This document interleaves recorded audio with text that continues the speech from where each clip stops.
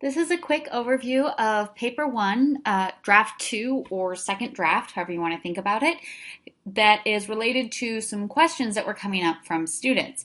I'm going to make a more detailed video later, but this is just to get this information out there so this is clear. All right, so first of all, I want to let you know that this is not a new paper. This paper is going to be taking your draft one and have an emphasis on language and format. So that means that you're not writing a brand new paper. You are heavily editing your paper for language and format. So the helpful documents for this are going to be the rubric and the prompt. So let's go on to Blackboard and I can show you where to find that.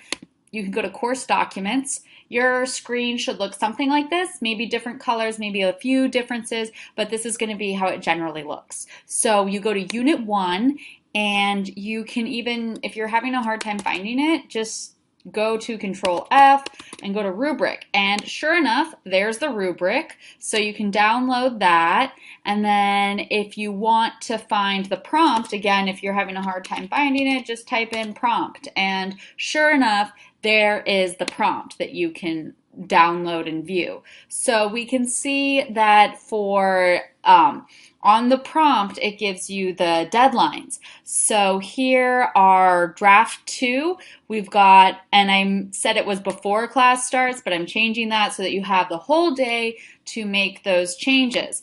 The one exception is that if you want to turn in a paper copy, you have to turn it in class. So you are grading for language and format. So maybe you're thinking, wait, what does that mean? The good news is there's some details about this in the rubric paper. So remember, draft 1 did content and organization, so those were kind of the big pieces there. These are a little more detail oriented, so language and format means that you have the correct word forms, correct subject-verb agreement, appropriate sentence structure. So these grammar things are covered in Grammar Trouble Spots, and you can also do web searches for more information about how to improve your writing on this.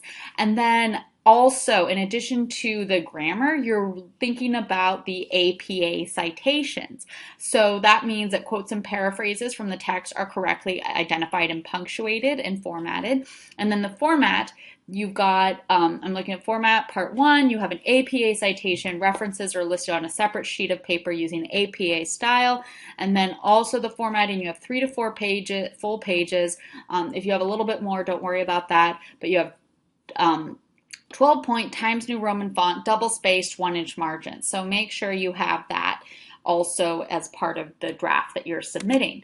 So let's go back to the PowerPoint that I'm looking at. So you've got those. You can understand a little bit more about what's due by looking at those documents. So remember also that it's due on Blackboard by 11:59 p.m. on Tuesday, October 9th. And also remember, understand the consequences for turning in late work. If for some reason you just can't get it done, then remember it's 20% off for every day it's late. It's not accepted after 3 days, so you can turn it in Wednesday, Thursday, or Friday, but after Friday I can't accept it anymore. And remember that there will be a delay in feedback, so there's less time for you to make revisions for draft 3.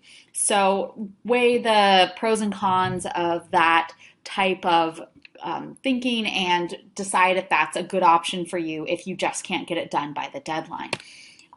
Also, another thing is avoid technical difficulties on Blackboard. That means that you should get a digital receipt for your submission. I'll give a link about how to do a digital receipt with Turnitin. To clarify, Turnitin is one application within the whole website Blackboard. So that means that there's specific rules for Turnitin that don't apply, that may be a little bit different for Blackboard. So I'll go ahead and show you for Turnitin how you can get a digital receipt. So in case I'm saying, hey, I don't have your paper, then you can say, hey, look, it should have been turned in. I don't know what happened. And we can track it down that way. So also, if you think you're not sure about how to use the Turnitin or Blackboard or anything like that, San Diego State University Student Blackboard Help. You can go there if you're having problems. They're open till 10:30 p.m. on October 9th, so that means you can go there until then. After that, they won't be open, so keep that in mind.